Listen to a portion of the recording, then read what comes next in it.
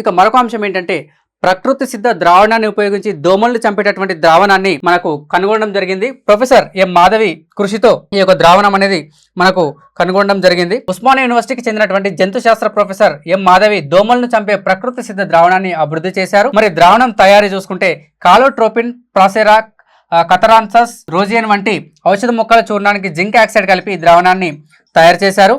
మరి పరీక్షల ఫలితాలు చూసుకుంటే ఇది ఇళ్లలో, డ్రైనేజీలలో పిచికారి చేయగా దోమలు మరణించినట్లు పరిశీలనలు స్పష్టం చేశాయి. మరి అంతర్జాతీయ గుర్తింపు కూడా లభించిందా? చైనాలోని జియాన్ నగరంలో జరిగిన అంతర్జాతీయ సదస్సులో మాధవి పరిశోధన ప్రశంసల పాలైంది. మరి అంతర్జాతీయ గుర్తింపు చూసుకుంటే చైనాలోని జియాన్ నగరంలో జరిగిన అంతర్జాతీయ సదస్సులో మాధవి తన పరిశోధనకు ప్రశంసలు అందాయి. చైనా ఎంటమాలజీ సొసైటీ నుంచి ప్రశంసా పత్రాన్ని ఈమె అందుకోవడం జరిగింది.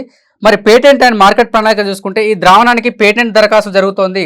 వ్యాపార సంస్థలు ముందుకు వస్తే మార్కెట్లో మస్కిటో రిపెల్లెంట్గా విడుదల చేయాలని మాధవి ఆశాభావం వ్యక్తం చేశారు. సో ఇది మంచి ఒక ముందడుగు. సో దోమలను నివారించడం ద్వారా అంటురోగాలు, అంటువ్యాధులు మనం చాలా వరకు తగ్గించవచ్చు.